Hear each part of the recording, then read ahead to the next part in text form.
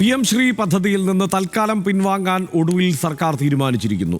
നമുക്കറിയാം, കഴിഞ്ഞ ഏതാനും ദിവസങ്ങളായി ഇടതുമുന്നണി അക്ഷരാർത്ഥത്തിൽ മുൾമുനയിലായിരുന്നു. CPI-CPIM ബന്ധം ആടിയുലയുന്നതിനിടെ മാരത്തൺ ചർച്ചകൾക്കൊടുവിലാണ് പ്രശ്നത്തിന് പരിഹാരമായത്. പദ്ധതി ഉടൻ നടപ്പാക്കില്ലെന്ന് കേന്ദ്രത്തെ സംസ്ഥാനം അറിയിക്കും. പ്രശ്നം പഠിക്കാൻ 7-അംഗ മന്ത്രിസഭാ ഉപസമിതിയെ നിയോഗിക്കും. ഈ വ്യവസ്ഥകൾ CPI അംഗീകരിച്ചതോടെയാണ് പതിവില്ലാതെ ഏറെ നീണ്ട ഇടതുമുന്നണിയിലെ അന്തഃപുര കലഹത്തിനും അവസാനമായത്.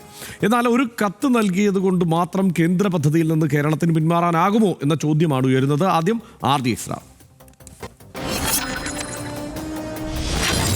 ഒടുവിൽ CPIക്ക് മുന്നിൽ CPIM വഴങ്ങി. മന്ത്രിസഭാ യോഗത്തിൽ നിന്ന് വിട്ടുനിൽക്കുമെന്ന തീരുമാനത്തിൽ മാറ്റമില്ലെന്ന CPI ഭീഷണിയാണ് പുനരാലോചനയ്ക്ക് വഴിയൊരുക്കിയത്. PM ശ്രീയിലെ പുനരാലോചനയ്ക്ക് വിദ്യാഭ്യാസ മന്ത്രി V ശിവൻകുട്ടി അധ്യക്ഷനായ 7-അംഗ ഉപസമിതിയാണ് രൂപീകരിച്ചത്. CPIയുടെ 2 മന്ത്രിമാർക്കൊപ്പം Roshi Augustine, P Rajeev, K Krishnankutty, AK Saseendran എന്നിവരെയും സമിതിയിൽ ഉൾപ്പെടുത്തി. ഉപസമിതി റിപ്പോർട്ട് ലഭിക്കും വരെ PM ശ്രീയിൽ തുടർ നടപടികൾ നിർത്തിവെക്കും. രാവിലെ MN സ്മാരക മന്ദിരത്തിലെ ചർച്ചകൾക്ക് ശേഷം CPI സംസ്ഥാന secretary Binoy Viswam AKG സെന്ററിലെത്തി CPIM നേതാക്കളുമായി കൂടിക്കാഴ്ച നടത്തി. ഇതോടെ പിരിമുറുക്കം അയഞ്ഞു. സമവായത്തിന് കളമൊരുങ്ങി. CPI മന്ത്രിമാർ മന്ത്രിസഭാ യോഗത്തിൽ പങ്കെടുക്കാനും തീരുമാനമായി. CPIക്ക് രാഷ്ട്രീയ വിജയമായപ്പോൾ സാങ്കേതികമായി പരാജയമില്ലെന്ന് CPIMനും ആശ്വസിക്കാം. ഇരു കൂട്ടരും മുഖം രക്ഷിച്ചു. എന്നാൽ CPIMനോട് ബലാബലം നിന്നത് CPIയിൽ ബിനോയ് വിശ്വത്തിന്റെ രാഷ്ട്രീയ ഗ്രാഫ് ഉയർത്തും. RD Israr, news Malayalam.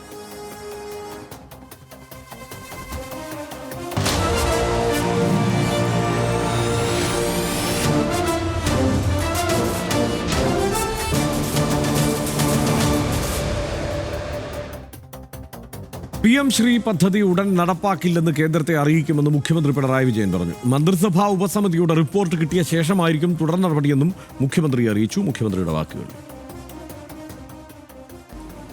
ആ പദ്ധതി നടപ്പാക്കുന്നത് സംബന്ധിച്ച് റിവ്യൂ നടത്താൻ തീരുമാനിച്ചിട്ടുണ്ട്.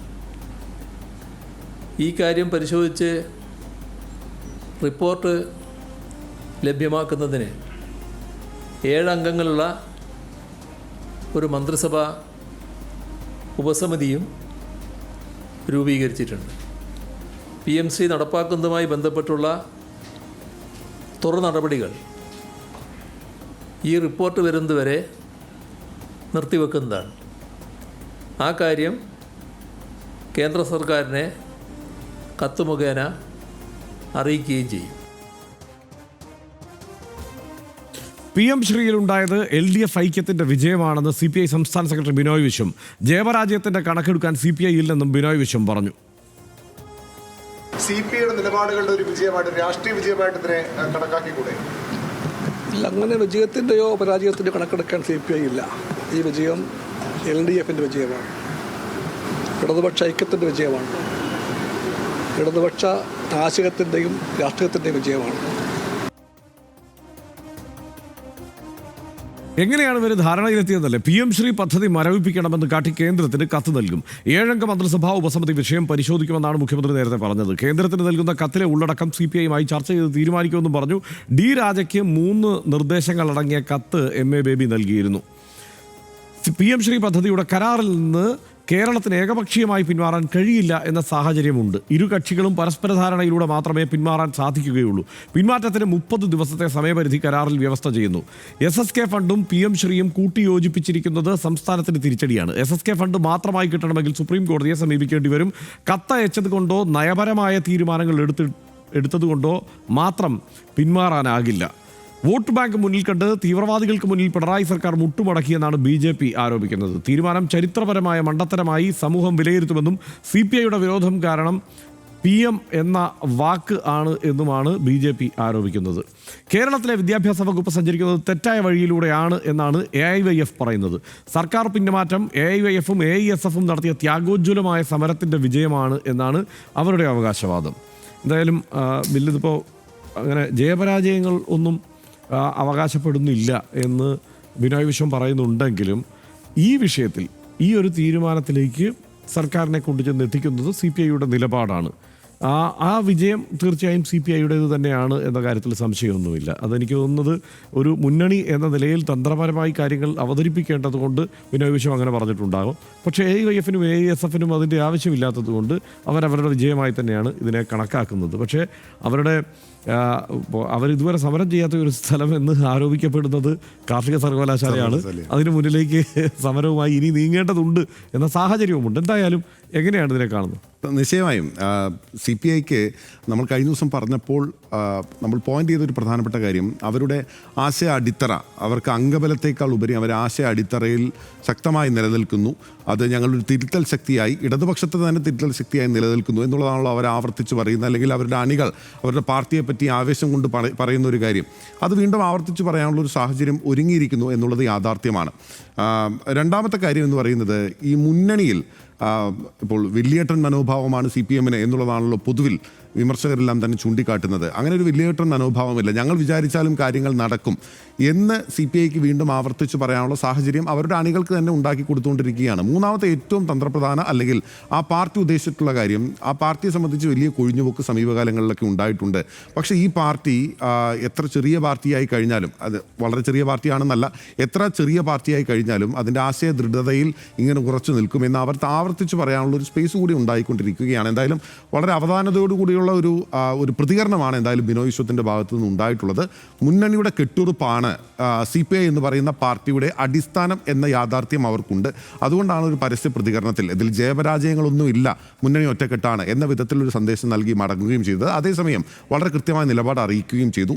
ഒപ്പം തന്നെ ഇതിൽ മുഖ്യമന്ത്രിയോട് ഈ കാര്യം ആവർത്തിച്ച് മാധ്യമപ്രവർത്തകർ ഈ പത്രസമ്മേളനത്തിനൊടുവിൽ ചോദ്യോത്തരവേളയിൽ ചോദിക്കുമ്പോൾ മുഖ്യമന്ത്രി ആ കാര്യത്തിൽ ടച്ച് ചെയ്ത് അങ്ങനെ കാര്യമായി പോകുന്നില്ല, അതായത് വീണ്ടും ഇത് കുത്തിപ്പൊക്കി കൊണ്ടുപോകേണ്ടതില്ല എന്നൊരു നിലപാട് മുഖ്യമന്ത്രിക്കുണ്ട്. കാരണം ഇത് മുഖ്യമന്ത്രിയാണ് ഇതിൽ പ്രധാന ഒരു കക്ഷിയായി നിൽക്കുന്നത്. കാരണം മുഖ്യമന്ത്രിയും മന്ത്രി വി ശിവൻകുട്ടിയും പാർട്ടിയും എടുത്തിട്ടുള്ള പ്രധാനപ്പെട്ട തീരുമാനം ആണല്ലോ ആരെയും അറിയിക്കാതെ ഒപ്പിട്ടു എന്നുള്ളത്. അപ്പോൾ ആ കാര്യത്തിൽ മുഖ്യമന്ത്രിക്ക് അതിൽ മറുപടിയില്ല.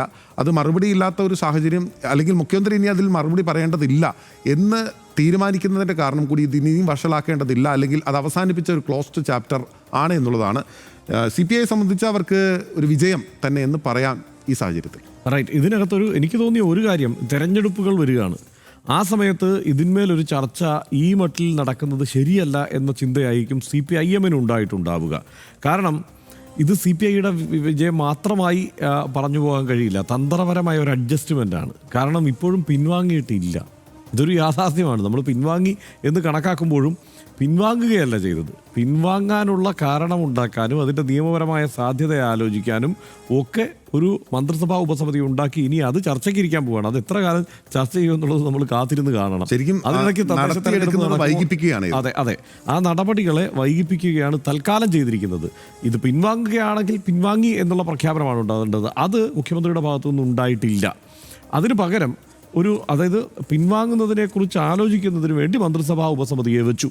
ഇത് വെച്ച് കഴിഞ്ഞിട്ടെങ്കിലും ഈ കാര്യത്തിൻ്റെ സാങ്കേതികമായ വശങ്ങൾ ഇവരിരുവരും കൂടിയിരുന്ന് ചർച്ച ചെയ്യും എന്ന് നമുക്ക് പ്രതീക്ഷിക്കാം. കാരണം നമ്മൾ ഈ അതിനുശേഷം പറഞ്ഞു പോയ ചില കാര്യങ്ങളുണ്ടല്ലോ, അതായത് ഈ സാങ്കേതികമായ ചില പ്രശ്നങ്ങൾ, ഇവിടുത്തെ ഈ സോഫ്റ്റ്വെയറുമായി ബന്ധപ്പെട്ടൊക്കെ ഈ സംസ്ഥാനത്തിൻ്റെ ട്രഷറി സോഫ്റ്റ്വെയറും കേന്ദ്രത്തിൻ്റെ സോഫ്റ്റ്വെയറും ഈ സിംഗിൾ വിൻഡോ സിസ്റ്റവുമൊക്കെയായി ബന്ധപ്പെട്ട് കിടക്കുന്ന ഈ സോഫ്റ്റ്വെയറുകൾ തമ്മിലുള്ള പ്രശ്നവും കാര്യങ്ങളുമൊക്കെ സാങ്കേതികമായി ഈ SSK ഫണ്ട് റിലീസിനെ കുഴപ്പത്തിലാക്കുന്നുണ്ട് എന്നതടക്കം കാര്യങ്ങൾ ഇവരിപ്പോൾ ചർച്ച ചെയ്യുമെന്നാണ് നമ്മൾ പ്രതീക്ഷിക്കുന്നത്. അങ്ങനെയാണെങ്കിൽ കുറെ കൂടി ക്ലാരിറ്റിയോടെ ഈ വിഷയത്തിൽ എന്ത് സമീപനം സ്വീകരിക്കണമെന്ന് അവരാലോചിക്കുമായിരുന്നു.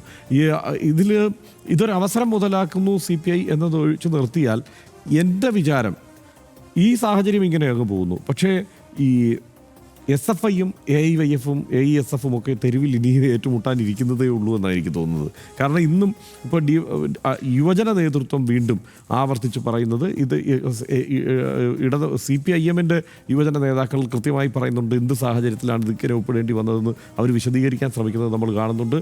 ഇപ്പുറത്ത് ഇത് ഞങ്ങളുടെ വിജയമാണെന്ന് അവകാശപ്പെടുന്ന, പിന്മാറ്റം വിജയമാണെന്ന് അവകാശപ്പെടുന്ന AIYFനെയും കാണുന്നുണ്ട്. ഇപ്പോഴോ ഈ ദേശീയ വിദ്യാഭ്യാസ പദ്ധതി നടപ്പാക്കിയത് കൃഷി വകുപ്പിലാണ് എന്നത് ആവർത്തിച്ച് CPIM നേതാക്കൾ ഇപ്പോഴും പറഞ്ഞുകൊണ്ടിരിക്കുന്നുണ്ട്. അത് ഇനി തുടർന്നുള്ള ദിവസങ്ങളിൽ അത് ഈ ഒരു സമരമുഖമായി മാറാനുള്ള എല്ലാ ലക്ഷണവും ഉണ്ട്. ഇപ്പോൾ ഓൾറെഡി അവിടെ സമരം നടന്നുകൊണ്ടിരിക്കുകയാണ്. അത് കൂടുതൽ രൂക്ഷമാവാനുള്ള സാധ്യതയുമുണ്ട്. അതുകൊണ്ട് തന്നെ ഈ ഒരു പിന്മാറ്റം എന്നത് ഇവിടെ കൊണ്ട് അതിൻ്റെ ആ എപ്പിസോഡ് അവസാനിക്കുന്നില്ല. ഇത് കുറച്ചുകൂടി കുഴപ്പം പിടിച്ച ഒരു സാഹചര്യത്തിലേക്ക് കാര്യങ്ങളെ കൊണ്ടുചെന്ന് എത്തിച്ചേക്കും എന്ന് തന്നെയാണ് എനിക്കും തോന്നുന്നത്. കാരണം ഈ ഫണ്ട് എന്നുള്ളത് സംസ്ഥാനത്തിന് ഈ അനിവാര്യമായ സംഗതിയാണ്. അതിനോടടുക്കും തോറും ഈ കാര്യത്തിൽ വിട്ടുവീഴ്ചയില്ലാത്ത സമീപനത്തിലേക്ക് ഒരുപക്ഷെ, അല്ലെങ്കിൽ ഇവരെ CPIയെ ഈ കാര്യങ്ങൾ ബോധ്യപ്പെടുത്താനോ അവരെ ബോധവൽക്കരിക്കാനുള്ള ശ്രമമായിരിക്കും അവിടെ ഈ മറ്റ് മന്ത്രിമാർ നടത്തുക. അത് വീണ്ടും കൂട്ടപ്പൊരിച്ചലിന് ആവാനുള്ള സാധ്യത എന്തായാലും നിലനിൽക്കുന്നുണ്ട്. PM ശ്രീ പദ്ധതിയുടെ ധാരണാപത്രത്തിൽ സർക്കാർ ഒപ്പിട്ടു എന്ന് വെളിപ്പെടും മുമ്പേ CPI കലാപക്കൊടി ഉയർത്തിയതാണ്. എന്നാൽ അവരുടെ എതിർപ്പ് തരുമ്പും കണക്കാക്കാതെ സർക്കാർ ഏറെ മുന്നോട്ട് പോയി കരാർ ഒപ്പിട്ടു എന്ന വിവരം പുറത്തു വന്നതോടെ ശരിക്കും പ്രതിസന്ധിയിലായത് CPI ആണ്. പാർട്ടിയുടെ അസ്തിത്വവും പ്രാധാന്യവും പോലും ചോദ്യം ചെയ്യപ്പെട്ടെന്നാണ് നേതൃത്വത്തിന് തോന്നിയത്. CPI സംസ്ഥാന സെക്രട്ടറി ബിനോയ് വിശ്വമാകട്ടെ വറചട്ടിയിൽ നിന്ന് എരുതിയിലേക്ക് വീണ അവസ്ഥയിലും. വെളിയം ഭാർഗവനും CK ചന്ദ്രപ്പനും കാനം രാജേന്ദ്രനും ഇരുന്ന കസേരയുടെ മഹത്വം ബിനോയ് വിശ്വം നശിപ്പിച്ചെന്നൊക്കെയുള്ള ആക്ഷേപമടക്കം ഉയർന്ന സാഹചര്യമുണ്ടായി. അവകാശപ്പെട്ട പണം വാങ്ങിയെടുത്തതിന് ശേഷം NEPയുടെ വിവാദ വ്യവസ്ഥകളിൽ നിന്ന് തന്ത്രപൂർവ്വം ഒഴിവായി നിൽക്കാൻ ലൂപ്പ് ഹോളുകൾ ഉണ്ടെന്ന് ബോധ്യപ്പെടുത്താനാണ് CPIM ശ്രമിച്ചത്. പക്ഷേ CPIക്ക് ഇത് അഭിമാനത്തിൻ്റെ പ്രശ്നമായിരുന്നു. പല്ലും നഖവും ഉപയോഗിച്ച് മുന്നണിക്കുള്ളിൽ പൊരുതുകയല്ലാതെ CPIക്ക് വേറെ ഓപ്ഷൻ ഇല്ലായിരുന്നു. ആദർശ പോരാട്ടത്തിൽ CPIക്കും ബിനോയ് വിശ്വത്തിനും ജയം അവകാശപ്പെടാം. മന്ത്രിസഭയുടെ കൂട്ടുത്തരവാദിത്വം നഷ്ടപ്പെട്ടു എന്ന പേരുദോഷത്തിൽ നിന്ന് CPIMനും തലയൂരാനായി. മന്ത്രിസഭാ ഉപസമിതി എന്ന ചർച്ചാ സാധ്യത ബാക്കിയുണ്ട്. പരിക്കില്ലാതെ പ്രശ്നപരിഹാരമായതിൻ്റെ ആശ്വാസത്തിലാണ് മറ്റ് ഘടകകക്ഷികൾ. തെരഞ്ഞെടുപ്പുകൾ അടുത്തിരിക്കെ ഒരു സങ്കീർണ പ്രശ്നം പുറത്തേക്ക് പൊട്ടിയൊലിക്കാതെ പരിഹരിച്ചത് CPI-CPIM ബന്ധത്തിൻ്റെ ആത്മവിശ്വാസം കൂട്ടുമെന്നാണ് RDXന് ഈ ഘട്ടത്തിൽ തോന്നുന്നത്.